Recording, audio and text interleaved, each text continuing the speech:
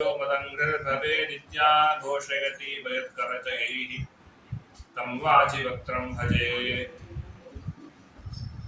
निर्मथ्योग्रभवार्णवे निजमनोभीष्टं दिशामीति यः सम्यक् ज्ञापयितुं करेण विलसन् मन्थानमन्येन च रम्यं दामदधन् महेशरातग्रामश्रियोऽलङ्कृतिः कर्मन्दीश्वर भक्तिबन्धनवशः प्रीतोऽस्तु कृष्णप्रभुः कौशेयपीतवसनामरविन्दनेत्रां पद्मद्वयाभयपरोद्यत पद्महस्ताम् उद्यच्छतार्कसदृशीं परमाङ्कसंस्थां ध्यायेद्विभीषणपादयुगाञ्चरित्रीं सत्सङ्घमानससरोवरमध्यवर्ती कृष्णाङ्घ्रिचारुकमलार्पितचित्तवृत्तिः शास्त्रादिमञ्जुपदरञ्जितरम्यसंसत् आस्माकहृत्सरसिजेस्तु समर्थहंसः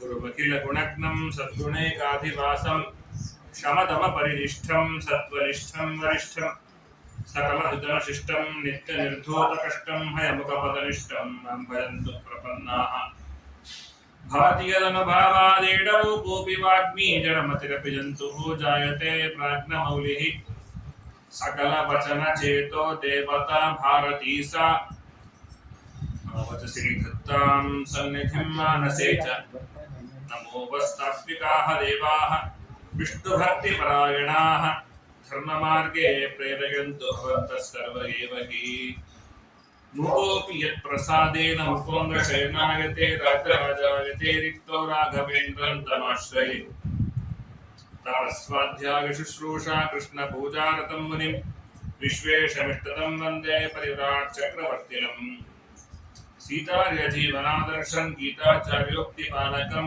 ख्यातं खरदजन्यस्तभेदसुन्मयमद्गुरुं श्रीगुरुभ्यो नमः हरिः ओम् स्वस्तिस्तु सन्मङ्गलानि भवन्तु सम्यक् श्लोकैकश्रवणपठनमात्रेण वक्तृश्च श्रोतॄणां निखिलकलिकृतकल्मषापनोदनपटुतरे श्रीमद्भागवते अष्टमस्कन्धे अद्य कथानुवादते किञ्चित् पूर्वकथानुवादः जन्माद्यस्य यतोऽन्वयादितरतश्चार्थेष्वभिघ्नस्वराट् तेने ब्रह्महृदाय आदिकवये मुह्यन्ति यं सूरयः तेजो वारिवृतां यथा विनिमयो यत्र त्रिसर्गो मृषा धाम्ना स्वेन सदा यस्तवकं सत्यं परं धीमहि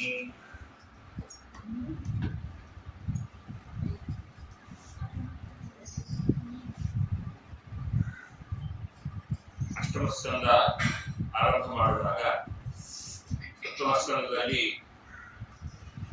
ಹೀಗೆ ಹಿಂದೆ ನಾರದರ ಬಳಿಯಲ್ಲಿ ಧರ್ಮರಾಜರು ಪ್ರಶ್ನೆ ಕೇಳಿದಾಗ ಆ ಪ್ರಶ್ನೆಗೆ ಉತ್ತರವಾಗಿ ವಿಸ್ತಾರವಾಗಿ ನರಹರಿಯ ಕಥೆಯನ್ನ ಹೇಳಿ ಧರ್ಮಾಚರಣೆಗಳ ಬಗ್ಗೆ ಪ್ರಶ್ನೆ ಮಾಡಿದಾಗ ಧರ್ಮಾಚರಣೆಗಳನ್ನು ಹೇಗೆ ಮಾಡಬೇಕು ಅಂತ ಹೇಳುವಲ್ಲಿಗೆ 7ನೇ ಸ್ಕಂದದ ಮುಕ್ತಾಯವಾಗುತ್ತೆ. 8ನೇ ಸ್ಕಂದದ ಆರಂಭದಲ್ಲಿ ಪ್ರಶ್ನೆ ಮಾಡ್ತಾರೆ ಋಷಿರಾಜರು. ಸ್ವಯಂಭುವಸ್ಯೇಹ ಮನೋರ್ವಂಶೋ ರಯಂ ವಿಸ್ತಾರಸುತ ಮನ್ವಂತರೆ ಹರೇರ್ಜನ್ಮ ಧರ್ಮಾಣಿ ಚ ಮಹೀಯಸಃ ಯತ್ರ ಧರ್ಮಾಶ್ಚ ವಿವಿಧಾಶ್ಚ ಚತುರ್ವರ್ಣಾಶ್ರಿತಾಃ ಶುಭಾಃ ಯತ್ರ ವಿಶ್ವಸೃಜಾಂ ಸರ್ಗೋ ಮನೋನನ್ಯಾನ್ ವರಸ್ಮನಃ. ಈಗ ಮನುಗಳ ಚರಿತ್ರೆಯನ್ನ ಇನ್ನಿಷ್ಟು ಹೇಳ್ರಿ, ಇನ್ಯಾವ್ಯಾವ ಮನ್ವಂತರದಲ್ಲಿ ಯಾರ್ಯಾರು ಬರ್ತಾರೆ, ಭಗವಂತ ಹೇಗೆ ಅವತಾರ ಮಾಡ್ತಾರೆ ಎಂಬುದನ್ನು ಹೇಳ್ರಿ ಅಂತ ಪ್ರಶ್ನೆ ಮಾಡಿದಾಗ ಅದಕ್ಕೆ ಹಿಂದೆ 6 ಕಲ್ಪ ಆಗೋಗಿದೆ. ಅಲ್ಲಿ ಮೊದಲನೇ ಕಲ್ಪದಲ್ಲಿ ಸ್ವಯಂಭೂ ಮನುಗಳು ಅವತಾರ ಮಾಡಿದ್ದಾರೆ, ಅವರ ವಂಶವನ್ನು ಹೇಳ್ತೇನೆ ಅಂತ. ಆಕೂತಿ ದೇವಹೂತಿ ಇವರನ್ನು ಬಿಟ್ಟು ಇನ್ನು ಪ್ರಸೂತಿ ಅಂತ ಏನಿದ್ಲಲ್ವ, ಅವಳ ಮಗನಾಗಿ ಯಜ್ಞನಾಮಕ ಭಗವಂತ ಅವತಾರ ಮಾಡ್ತಾರೆ. ಆ ಯಜ್ಞನಾಮಕ ಭಗವಂತನನ್ನ ವಿಶೇಷವಾಗಿ ಕೊಂಡಾಡುವಂತವರು ಮನುಗಳಾಗಿದ್ದಾರೆ. ನಾವು ಉಪನಿಷತ್ತುಗಳಲ್ಲಿ ಮೊದಲನೇ ಉಪನಿಷತ್ತು ಈಶಾವಾಸ್ಯ ಉಪನಿಷತ್ತು. ಆ ಉಪನಿಷತ್ತಿನ ದ್ರಷ್ಟಾರರು ಯಾರು ಅಂತ ಕೇಳಿದ್ರೆ ಆಚಾರ್ಯರು ಭಾಷೆಯಲ್ಲಿ ಹೇಳ್ತಾರೆ, ಈಶಾವಾಸ್ಯಾದಿವೀರ ಮಂತ್ರೈ ಮನುಗಳು ಈಶಾವಾಸ್ಯ ಎಂಬುವಂತಹ ಮಂತ್ರಗಳಿಂದಾಗಿ ಭಗವಂತನನ್ನ, ಯಜ್ಞನಾಮಕ ಭಗವಂತನನ್ನು ಸ್ತೋತ್ರ ಮಾಡಿದರು. ಅಲ್ಲಿ ಹೇಳಿದ್ದಾರೆ, ಈಶಾವಾಸ್ಯಂ ಇದಂ ಸರ್ವಂ ಯತ್ಕಿಂಚ ಜಗತ್ಯಾಂ ಜಗತ್ ತೇನ ತ್ಯಕ್ತೇನ ಭುಂಜೀಥಾಃ ಮಾಧೃತಃ ಕಸ್ಯ ಸಿದ್ಧನಂ. ಇನ್ನೊಬ್ಬ ಯಾರೋ ನಾಯಕ ಅಂತ ತಿಳಿದುಕೊಂಡು, ನನ್ನ ಒಡೆಯ ಅಂತ ತಿಳಿದುಕೊಂಡು ಅವನ ಬಳಿಯಲ್ಲಿ ಬೇಡುವುದಾದರೆ ನಿನ್ನೊಡೆಯನನ್ನೇ ಬೇಡು. ಅವ ಕೊಟ್ಟದ್ದರಲ್ಲಿ ಬಾಳುವಂತ, ಅವನ ವ್ಯಾಪ್ತಿ ಇಲ್ಲದೆ ಇರುವಂತಹ ಸ್ಥಳವೇ ಇಲ್ಲ. ನಿಖಿಲ ಸ್ಥಳಗಳಲ್ಲೂ ಅವನು ವ್ಯಾಪ್ತನಾಗಿದ್ದಾನೆ ಅಂತ ಉಪನಿಷತ್ತಿನಲ್ಲಿ ಮೊದಲಿಗೆ ಪ್ರತಿಪಾದಿತವಾಗುತ್ತೆ. ಮನುಗಳು ತಪಸ್ಸು ಮಾಡ್ತಾ ಇರ್ತಾರೆ, ರಾಜ್ಯಭಾರ ಲಭ್ಯದ ಮೇಲೆ ಯಜ್ಞನಾಮಕ ಭಗವಂತ ಅವತಾರ ಮಾಡಿ ಆಗಿರ್ತದೆ. ಅಷ್ಟಾದ ಮೇಲೂ ಕೂಡ ಅವರು ತಪಸ್ಸು ಮಾಡುವಾಗ ಅವರನ್ನು ತಿನ್ನಲಿಕ್ಕೆ ಅಂತ ರಾಕ್ಷಸರು ಬಂದಾಗ ಈ ಸ್ತೋತ್ರದಿಂದ ಸ್ತೋತ್ರ ಮಾಡಿದಾಗ ಸರ್ವತ್ರ ವ್ಯಾಪ್ತನಾದಂತಹ ಭಗವಂತ ಯಜ್ಞನಾಮಕನಾಗಿ ಬಂದು ಅವರು ಸಂಹಾರ ಮಾಡಿ ಕಾಪಾಡಿದ ಅಂತ ಆಚಾರ್ಯರು ಭಾಷ್ಯದಲ್ಲಿ ಪುರಾಣಗಳ ಸಹಾಯದಿಂದ ತಿಳಿಸ್ತಾರೆ.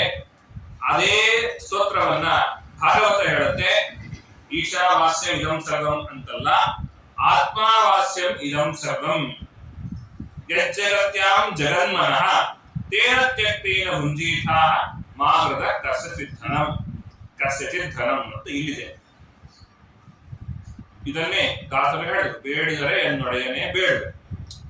ಈಗ ನಾನು ಯಾರ್ಯಾರನ್ನ ಒಡೆಯ ಅಂತ ತಿಳ್ಕೊಂಡು ಅವ್ರ ಹತ್ರ ಬೇಡ್ತೇನೋ ಅವರಿಗೆಲ್ಲ ದುಡ್ಡು ಇತ್ಯಾದಿಗಳು ಎಲ್ಲ ಭಗವಂತನಿಂದಲೇ ಬಂದಿರುತ್ತಲ್ವಾ. ಹಾಗಾಗಿ ಭಗವಂತನನ್ನೇ ಬೇಡು, ಬೇರೆ ಯಾರನ್ನು ಬೇಡಬೇಡ ಅಂತ. ಯಾರ ಹತ್ರ ಬೇಡಿದ್ರು ಕೂಡ ನೀನು ಅಧಮನಾಗ್ತೀಯ. ಭಗವಂತನ ಹತ್ರ ಬೇಡಿದ್ರೆ ಅಧಮನಾಗೋದಾ? ಭಗವಂತನ ಬಳಿ ಮಾತ್ರ, ಭಗವಂತ ಕೊಟ್ಟದ್ದನ್ನ ಮಾತ್ರ ಸ್ವೀಕರಿಸು, ಬೇರೆದರ ಬಗ್ಗೆ ಲಾಲಸೆಯನ್ನ ಬಿಡು ಅಂತ ಹೇಳುವ ಮಾತು. ಎಷ್ಟು ಸತ್ಯ ನೋಡ್ರಿ. ಇವತ್ತಿಗೆ ನಮ್ಗೆಲ್ಲ ಜಗತ್ತಲ್ಲಿ ಏನೇನು ತಯಾರು ಮಾಡಿ ಬರುತ್ತೆ, ಹೌದಾ? ತುಂಬಾ ತಯಾರು ಮಾಡಿ ಬರುತ್ತಲ್ವಾ? ನಟ್ಟು ಬೋಲ್ಟು ತಿರುಗಿಸಿ ಎಷ್ಟು ಗಾಡಿ ರಿಪೇರ್ ಮಾಡಿದೀವಿ, ಎಷ್ಟು ಮಾಡಿದೀವಿ. ಸರಿ, ಕೂತ್ಕೊಂಡು ಒಂದು ಮಣ್ಣು ಮಾಡಿಬಿಡ್ರಿ. ಯಾರನ್ನಾರು ಮಣ್ಣು ಮಾಡಿದ್ರೆ ಮಾಡ್ತೇವೆ, ಮಣ್ಣನ್ನ ಮಾಡಿದ್ರೆ ಮಾಡಿ ಬರುದಿಲ್ಲ, ಮಣ್ಣು ಉತ್ಪಾದನೆ ಮಾಡಿ ಬರುದಿಲ್ಲ. ಸ್ವಾಭಾವಿಕವಾಗಿ ಮೃತಿ ಏನಿದೆ ಅದು ಮೃತ್ತಾಗಿ ಇರಬೇಕು, ಅದನ್ನು ನಾವು ನಿರ್ಮಾಣ ಮಾಡ್ಲಿಕ್ಕೆ ಬರುದಿಲ್ಲ. ಎರಡು ಅಣು ಹೈಡ್ರೋಜನ್, ಒಂದು ಆಕ್ಸಿಜನ್ ಸೇರಿದ್ರೆ ಎಷ್ಟು ನೀರಾಗುತ್ತೆ ಎಷ್ಟು ಜನ ಗೊತ್ತು? ಹೈಡ್ರೋಜನ್ ಇದೆ, ಆಕ್ಸಿಜನ್ ಇದೆ, ನೀರು ಕಮ್ಮಿ ಆದಲ್ಲೆಲ್ಲ ತಗೊಂಡ್ಬಂದು ಸೇರಿಸಿ ಮಾಡಿ ಮಾಡೋಣ ಆಗೋಲ್ಲ. ಅದು ಅದರ ಒಳಗೆ ಈ ಅಂಶ ಇದೆ ಅಂತ ನೀವು ಹೇಳಬಹುದಂತಹ ವಿದ್ವತ್ ನಿಮ್ಗೆ ಬರ್ಬೋದೇ ಹೊರತು ಅದನ್ನು ನಿರ್ಮಾಣ ಮಾಡೋದು ಹೇಗೆ ಭಗವಂತನಿಗೆ ಮಾತ್ರ ಗೊತ್ತು. ಗಾಳಿ ನಿರ್ಮಾಣ ಮಾಡೋಣ, ಗಾಳಿಯನ್ನ ಬೇಕಾದ್ರೆ ಒಂದ್ ಕಡೆ ನಿಮ್ ಕಡೆ ಶಿಫ್ಟ್ ಮಾಡ್ಲಿಕ್ಕೆ ಇದರ ಫ್ಯಾನ್ಗಳನ್ನು ಹಾಕ್ಬೋದೇ ಹೊರತು, ಅಥವಾ ಅಗ್ನಿಯನ್ನು ಉತ್ಪತ್ತಿ ಮಾಡ್ಲಿಕ್ಕೆ ಬೇಕಾಗುವ ಸಲಕರಣೆಗಳನ್ನು ಮಾಡಬಹುದೇ ಹೊರತಾಗಿ ಇವನು ಹೊಸದಾಗಿ ಪಂಚಭೂತಗಳನ್ನೇ ಹುಟ್ಟಾಕ್ಲಿಕ್ಕೆ ಆಗೋಲ್ಲ. ಇನ್ನು ಪಾಂಚಭೌತಿಕ ದೇಹ ಎಲ್ಲಿಂದ? ಹಾಗಾಗಿ ಇಡೀ ಜಗತ್ತು ಅವನು ಕೊಟ್ಟಂತಹ, ಅವನು ನೀಡಿದಂತಹ ಕೊಡುಗೆ. ಆ ಕೊಡುಗೆಯನ್ನು ನೆನೆದು ಭಗವಂತನೇ ನನಗೆ ಕೊಟ್ಟಿದ್ದಾನೆ, ಅವನು ಏನ್ ಕೊಟ್ಟಿದ್ದಾನೋ ಅದು ತೃಪ್ತನಾಗಿದ್ದೇನೆ ಅಂತ ಇರುವಂತವನಾಗುವಂತ ಕೊಡುವ ಕನಿಷ್ಠ ಮನುಷ್ಯನಿಗಿರಬೇಕಾದ ಪ್ರಜ್ಞೆಯನ್ನ ಮೂಡಿಸುವ ಸ್ತೋತ್ರವಿದು. ಅಂತ ಸ್ತೋತ್ರದಿಂದಾಗಿ ಸ್ತೋತ್ರ ಮಾಡಿದಾಗ ಮನುಗಳನ್ನ ತಿನ್ನಲಿಕ್ಕೆ ಬಂದಂತಹ ರಾಕ್ಷಸರು ಯಾರಾದರೂ ಹಪ್ಪಳ ಸಂಡಿಗೆ ತಿಂದವ್ರು ನೋಡಿದ್ವಿ. ಮನುಷ್ಯರು ತಿಂತಾರೆ ಅಂದ್ರೆ ತಿಂತಾರೆ, ಯಾರು ಒಳ್ಳೇದು ಮಾಡ್ತಾರೋ ಅವ್ರನ್ನ ತಿಂತಾರೆ. ಜಗತ್ನಲ್ಲಿ ಅವರೇ ಇರಬಾರದು ಅಂತ ಮಾಡ್ತಾರೆ. ಹಾಗಾಗಿ ಈ ರೀತಿಯಲ್ಲಿ ಇರ್ತಕ್ಕಂತಹ ಅಸುರರನ್ನು ಸಂಹಾರ ಮಾಡಲಿಕ್ಕೆ ಸ್ವಯಂ ಭಗವಂತ ಬಂದ. ಹೀಗಾಗಿ ಯಜ್ಞನಾಮಕ ಭಗವಂತನ ಕಥೆ ಇದು. ಇದಾದ ಮೇಲೆ ಭಗವಂತ ಇನ್ನೇನೇನು ಅವತಾರ ಮಾಡ್ದ ಅಂತ ಕೇಳಿದಾಗ, ತಾಪಸ ಮನ್ವಂತರದಲ್ಲಿ ಅವನೇ ಮನು ಆಗಿದ್ದಾನೆ. ತಾಪಸ ಮನುವಿನ ವಿಚಾರ ಮಾಡಿ ಹೇಳುವಾಗ ಆತ ಗಜೇಂದ್ರನನ್ನ ಕಾದ. 1000 ವರ್ಷ ಆನೆಯಾಗಿ ಒದ್ದಾಡಿದಂತಹ ಗಜೇಂದ್ರನನ್ನ ಭಗವಂತ ಕಾಪಾಡಿದ ಅಂತ ಬಂದಾಗ ಈ ಕಥೆಯನ್ನು ವಿಸ್ತಾರವಾಗಿ ಹೇಳಿ ಅಂತ ಪ್ರಾರ್ಥನೆ ಮಾಡ್ತಾರೆ. ಒಂದು ತ್ರಿಕೂಟ ಪರ್ವತದಲ್ಲಿ ಒಂದು ಬೆಟ್ಟ, ಒಂದು ಶಿಖರ, ಅದರ ಸುತ್ತು ಇರತಕ್ಕಂತಹ ಆನೆಗಳಿಗೆ ಈತ ಗಜೇಂದ್ರನೇ ಒಡೆಯ. ಇವನೇನ್ ಮಾಡಿದ್ದಾನೆ? ಎಲ್ಲ ಹೆಣ್ಣು ಮಕ್ಕಳನ್ನು ಕರ್ಕೊಂಡು, ಎಲ್ಲ ಮಕ್ಕಳನ್ನು ಕರ್ಕೊಂಡು, ನಾವೆಲ್ಲ ಹೇಗೆ ಒಂದೂರಿಗೆ ಹೋಗ್ತೀವಲ್ಲ ರಜೆಯಲ್ಲಿ, ಹಾಗೆ ಸುತ್ತಾಡ್ಲಿಕ್ಕೆ ಅಂತ ಹೋದದ್ದು. ಆನಂದ ಆಯ್ತು, ಒಳ್ಳೆ ನೀರು ಸಿಕ್ಕಿದೆ, ನೀರಿನಲ್ಲಿ ಎಲ್ಲ ಎರಚಿಕೊಂಡು ಆಟ ಆಡ್ತಾ ಇದ್ದ. ಆಟ ಆಡ್ತಾ ಇದ್ದಾಗ ಗಜೇಂದ್ರನಿಗೆ ಹಿಂದಿನ ಕಾಲನ್ನ ಒಂದು ನಕ್ರವನ್ನು ಹಿಡಿಯಿತು. ಆ ನಕ್ರ ಹಿಡಿದಾಗ ಗಜೇಂದ್ರ ಅಂತಾನೆ ಹೇಳುವಾಗ ಒಂದು ಅರ್ಥ ಮಾಡ್ಕೊಳ್ಬೇಕು. ಒಂದು ಮೊಸಳೆ ಕಾಲು ಹಿಡಿದ್ರೆ ಬಿಡಿಸ್ಕೊಳಿಕ್ಕಾಗಲ್ವ ಆಚಾರ್ಯ ಅಂತ ಕೇಳಬೇಡ್ರಿ. ಯಾವುದಾದ್ರೂ ಒಂದು ಮುಳ್ಳು ಚುಚ್ಚಿದ್ರೆ ನಾವೇ ಕುಂಟ್ತಾ ಇರ್ತೀವಿ ಅಲ್ವಾ? ಯಾಕೆ? ನಮಗೆ ದೇಹದ ಇಷ್ಟು ಗಟ್ಟಿಮುಟ್ಟಾದ ಇಂದ್ರಿಯದಲ್ಲಿ ಒಂದು ಸಣ್ಣ ಸೂರಿ ಚುಚ್ಚಿದ ಜಾಗದಲ್ಲಿ ಅಷ್ಟು ನೋವು ಅಂದ್ರೆ ಆ ದೇಹದಲ್ಲಿ ವ್ಯಾಪ್ತವಾದ ಜೀವನಿಗೆ ಆ ತರದ ಕ್ರಿಯೆ ಇರುತ್ತೆ. ಆ ನಕ್ರ ಒಂದು ಹಿಡಿದಾಗ ಗಜೇಂದ್ರನಿಗೆ ಬಿಡಿಸ್ಕೊಳ್ಳಿಕ್ಕೆ ಬಹಳ ಪ್ರಯತ್ನ ಹೇಗ್ ಪಟ್ಟ? ನಾನೇ ಜಾಡಿಸ್ದ, ಏನ್ ಮಾಡ್ದ, ಏನು ಆಗ್ಲಿಲ್ಲ. ನಾವೆಲ್ಲ ಕೇಳ್ತಿರ್ತೀವಲ್ಲ ಪಕ್ಕದವ್ರಿಗೆ ಸಹಾಯ, ಆ ಸಹಾಯ ಕೇಳ್ದ, ಸಹಾಯ ಮಾಡ್ಲಿಲ್ಲ ಅಂದ್ರೆ ಮಾಡಿದ್ರು. ಒಂದು ಆನೆ ನೀರಿನಲ್ಲಿ ಮುಳುಗ್ತಾ ಇದ್ರೆ ನಾವು ಹೋಗಿ ಎತ್ತಕ್ಕಾಗತ್ತೆ? ಆನೆ ಎತ್ತಬೇಕು. ಆನೆ ಅಲ್ಲ, ಆನೆಗಳು ಬಂದೆತ್ತಿದ್ವು, ಸೊಂಡ್ಲೆ ಕೊಟ್ಕೊಂಡು ಎತ್ಕೊಂಡು ಏನ್ ಮಾಡಿದ್ರು ಗಜೇಂದ್ರನನ್ನ ನೀರಿನಲ್ಲಿರುವ ಮುಸಳೆಯಿಂದಾಗಿ ಬಿಡಿಸ್ಲಿಕ್ಕೆ ಆಗ್ತಾನೆ ಇಲ್ಲ. ಇದು ನಮ್ಮ ಪರಿಸ್ಥಿತಿ. ನಾವು ಕೂಡ ಇವರು ನನ್ನ ಹೆಂಡತಿ, ಇವರು ನನ್ನ ಮಕ್ಕಳು, ಇವರು ನನ್ನ ಗಂಡ, ಇವರು ನಮ್ಗೆ ನಮ್ದು ಅಂತ ಹೇಳಿ ಈ ಭಾವನೆ ಇರ್ಬೇಕಾ ಬೇಡವಾ? ಇರ್ಬೇಕು, ಒಳ್ಳೇದಕ್ಕಿದ್ರೆ ಇರ್ಬೇಕು. ಆದ್ರೆ ನಾವೇನ್ ಮಾಡ್ತೇವೆ? ಆಟೋಟ ಲೋಕದಲ್ಲಿ ಮುಳುಗಿಬಿಡ್ತೇವೆ. ಯಾವಾಗೋ ಒಂದ್ಸತಿ ಕೆಟ್ಟ ಕರ್ಮ ಅನ್ನುವ ಮೊಸಳೆ ಸಿಕ್ಕಾಕೊಂಡ್ರೆ ಆವಾಗ ಈ ಪಕ್ಕದಲ್ಲಿರೋ ಯಾರು ನನ್ನ ಬಿಡಿಸ್ಲಿಕ್ಕೆ ಆಗೋಲ್ಲ. ಯಾವಾಗ ಸಿಕ್ಕಾಕೊಳ್ಳುತ್ತೆ ಗೊತ್ತಿರೋದಿಲ್ಲ. ಅದರಿಂದಾಗಿ ಭಗವಂತನ ಶರಣ ಹೋಗ್ಬೇಕು ಅಂತ ಕಥೆ ಹೇಳುತ್ತೆ. ಆ ಗಜೇಂದ್ರದ ಕಥೆಯಲ್ಲಿ ತುಂಬಾ ಚೆನ್ನಾಗಿದೆ. ಬಂದು ಯುದ್ಧ ಆಗತ್ತೆ. ಒಂದ್ಸತಿ ಆ ಮೊಸಳೆಯನ್ನ ಎಳೆದು ಇನ್ನೇನು ಎದ್ದು ಬಂದ್ಬಿಡ್ತಾನೆ ಗಜೇಂದ್ರ ಅಂತ ಅನ್ಕೋಬೇಕು. ಇನ್ನೊಂದ್ಸತಿ ಅದು ಎಳ್ಕೊಂಡು ಹೋಗುತ್ತೆ. ಕಾಲವಶಾತ್ ಏನ್ ಮಾಡಿದ್ರು ಅದನ್ನ ಎತ್ತಲಿಕ್ಕಾಗದೇ ಇರುವಂತಹ ಪರಿವಾರದವರು ಇವರು ಇಷ್ಟೇ ಬಿಡು ಅಂತ ಹೇಳಿ ಅಲ್ಲಿ ಬಿಟ್ಟು ಹೋದ್ರು. ಗಜೇಂದ್ರನಿಗೆ ಇವ್ರು ಯಾರು ಕೆಲಸಕ್ಕೆ ಬರಲಿಲ್ಲ. ಜ್ಞಾನ ಬಂತು. ನಾನ್ ಇಮೇ ಜ್ಞಾತಯ ಆತುರಂ ಗಜಾಹ ಕುತಃ ಕರಿಣ್ಯಃ ಪ್ರಭವಂತಿ ಮೋಚಿತುಂ. ಗಂಡಾನೆ ಹೆಣ್ಣಾನೆ ಎರಡಿರ್ತವೆ. ಏನ್ ವ್ಯತ್ಯಾಸ? ಗಂಡಾನೆಗೂ ಹೆಣ್ಣಾನೆಗೂ ನಮಗೆ ನೋಡ್ಲಿಕ್ಕೆ ವ್ಯತ್ಯಾಸ ಗೊತ್ತಾಗಲ್ಲ. ಶಕ್ತಿಯಲ್ಲಿ ವ್ಯತ್ಯಾಸ ಇರುತ್ತೆ. ದೇವತೆ ಪಾಂಡವರು ಕೌರವರಲ್ಲಿ ಭೀಮಸೇನ ದೇವರಿಗೆ 1000 ಗಂಡಾನೆ ಅಲ್ಲ, ಅದೇ ಕೀಚಕರಿಗೆ 1000 ಹೆಣ್ಣಾನೆ ಅಲ್ಲ. ಇದು ಏನ್ ವ್ಯತ್ಯಾಸ ಅಂದ್ರೆ ಅದು ಗೊತ್ತಾಗೋದು ಬಲದಲ್ಲಿ. ಆ ಗಂಡಾನೆಗಳೇ ನನ್ನ ಎತ್ತಲಿಕ್ಕೆ ಆಗ್ಲಿಲ್ಲ ಅಂದಮೇಲೆ ನನ್ನ ಹೆಂಡತಿಯರು, ಈ ಹೆಣ್ಣಾನೆಯರು ಅವರೇನು ನನ್ನ ಈ ಪಾಠದಿಂದಾಗಿ ಬಿಡಿಸ್ತಾರೆ ಆಗೋಲ್ಲ ಅಂತ ಅರ್ಥ ಆಯ್ತು. ಆಗ ಅವನಿಗೆ ನೆನಪಾಯ್ತು. ಆಗ ಶುರು ಮಾಡ್ತಾರೆ. ಓಂ ನಮೋ ಭಗವತೆ ತಸ್ಮೈ ಯತಯೇತಚ್ಚಿದಾತ್ಮಕಂ ಪುರುಷಾಯ ಬೀಜಾಯ ಪರೇಶಾಯ ಚ ಧೀಮಹಿ. ಹಿಂದೆ ಜನ್ಮದ ಸ್ಮರಣೆ ಬಂದು ಅವರು ಭಗವಂತನ ನಾವು ಸ್ಮರಣೆ ಮಾಡ್ತಾ ಇದ್ದಾರೆ. ಭಗವತೆ ತಸ್ಮೈ, ಯಾರು ಈ ಚಿದಾತ್ಮಕವಾದಂತಹ ಪ್ರಪಂಚವನ್ನು ನಿರ್ಮಾಣ ಮಾಡಿದ್ದಾನೋ, ಪರೇಶನಾಗಿದ್ದಾನೋ ಅಂಥವನಿಗೆ ನಮಸ್ಕಾರ ಮಾಡ್ತೇನೆ. ನಮಃಶಾಂತಾಯ ಘೋರಾಯ ಮೂಢಾಯ ವಡಕರ್ಮಣೆ ದಶಾವತಾರಗಳನ್ನು ಹೇಳ್ತಾ ಇದ್ದಾರೆ. ಶಾಂತಾಯ ನೀರಿನಾಗಿದ್ದ, ಶಾಂತನಾಗಿದ್ದ. ಘೋರಾಯ ವರಾಹ ಅವತಾರದಲ್ಲಿ ಮತ್ತು ನರಸಿಂಹಾವತಾರದಲ್ಲಿ ಘೋರನಾಗಿದ್ದ. ಮೂಢಾಯ ಬುದ್ಧನಾಗಿದ್ದ. ಹೀಗೆ ಅನೇಕ ಅವತಾರಗಳನ್ನು ತೆಗೆದುಕೊಂಡಂತಹ ಭಗವಂತ ನಿಮಗೆ ನಮಸ್ಕಾರ. ನಮೋ ನಮಸ್ತೆ ಗಿರಧಾರಣಾಯ ನಾರಾಯಣಾಯ ಅತಿ ವಿನಾಶನಾಯ. ನೋಡ್ರಿ, ದೇವರ ಹತ್ರ ಹೋದಾಗ ಏನ್ ಪ್ರಾರ್ಥನೆ ಮಾಡ್ಬೇಕು ಅಂತ. ಸಾಮಾನ್ಯ ನಾವು ಯಾರ ಹತ್ರ ಹೋಗ್ತೀವಿ ಕಷ್ಟದಲ್ಲಿದ್ದಾಗ, ನಿಮ್ ಕೈಲಿ ಆಗತ್ರಿ ಇದೆಲ್ಲ, ನಾವೆಲ್ಲ ಒಂದ್ ಲೆಕ್ಕ ಏನ್ರಿ ಅಂತೀವೋ ಇಲ್ಲೋ. ಭಗವಂತನ ಹತ್ರ ಹೋದಾಗ ಹಾಗೆ ಇರಬೇಕು. ನಿನ್ನ ಕೈಲಾಗತ್ತೆ ಸ್ವಾಮಿ. ಯಾಕೆ? ನಾರಾಯಣಾಯ ಅಖಿಲ ಕಾರಣಾಯ, ಎಲ್ಲದಕ್ಕೂ ಕಾರಣ ನೀನೆ. ಅದು ನನ್ನ ಕಷ್ಟ ಪರಿಹಾರ ಮಾಡ್ಲಿಕ್ಕೆ ಆಗತ್ತೋ ಇಲ್ವೋ? ನಾರಾಯಣಾಯ ಆರ್ತಿ ವಿನಾಶನಾಯ, ನಮ್ಮ ದುಃಖವನ್ನು ಕಳಲಿಕ್ಕೆ ಸಮರ್ಥನಾಗಿದ್ದೀಯಾ, ನಾಶಕನು ನೀನೇ ಆಗಿದ್ದೀಯಾ. ಸರ್ವಾಗಮಾಮ್ನಾಯ ಮಹಾರಣವಾಯ, ನಾನೇ ನಿನ್ ಬಗ್ಗೆ ಹೇಳೋದು, ವೇದಗಳೇ ನಿನ್ನ ಹೊಗಳುತ್ತವೆ. ನಮೋಪವರ್ಗಾಯ ಪರಾಯಣಾಯ, ಕೆಸರಿನಲ್ಲಿರೋದನ್ನ ಕೆಸರಿನಲ್ಲಿರೋ ಬಿಡಿಸಕ್ ಆಗೋಲ್ಲ, ನೀನು ಈ ಅಪವರ್ಗ ಮೀರಿದವನಾಗಿದ್ದೀಯ, ಅದರಿಂದಾಗಿ ನನ್ನನ್ನ ಉದ್ಧಾರ ಮಾಡು ಅಂತ ಕೇಳಿದ್ರು.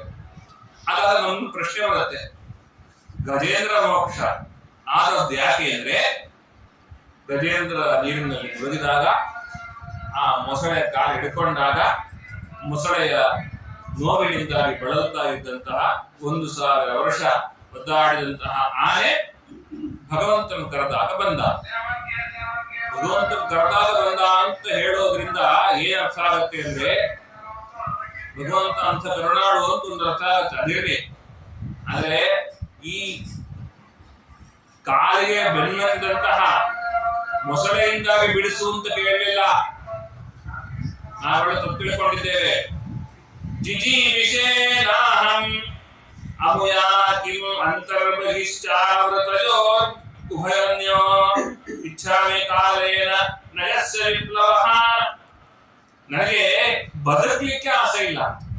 ನಮ್ಗೆ ನಾವೇನ್ ಅಂದ್ಕೊಂಡಿದ್ದೀವಿ, ಇದರಿಂದ ಬಿಡಿಸು ಸ್ವಾಮಿ ಅಂತ ಕೇಳ್ದ ಅಂತ. ಇದರಿಂದ ಬಿಡಿಸಿದ್ರೆ ಅರ್ಥ ಏನು? ಮತ್ತೆ ವಾಪಸ್ ನಾನು ಸಂಸಾರದ ಇರ್ತೀನಿ ಅಂತ ಅರ್ಥ ಮಾಡ್ಕೊಳ್ಳೋದು ಅರ್ತಿದೆ. ಆಗಲ್ಲ, ನನಗೆ ಬದುಕಲಿಕ್ಕೆ ಆಸೆ ಇಲ್ಲ, ನಿನ್ನ ಅಡಿಯಾಳಾಗಿರ್ಬೇಕು ನಾನು, ನಿನ್ನವ ಶ್ರೀನಿವಾಸ. ನನಗಿದು ಬೇಡ, ಈ ಜೀವನ ಬೇಡ ಆಗಿದೆ. ಯಾರು ನನ್ನ ಜೊತೆಗೆ ಬರೋಲ್ಲ, ಎಲ್ಲರೂ ಅವ್ರಿಗವ್ರಿಗೆ ಹೋಗಿದ್ದಾರೆ.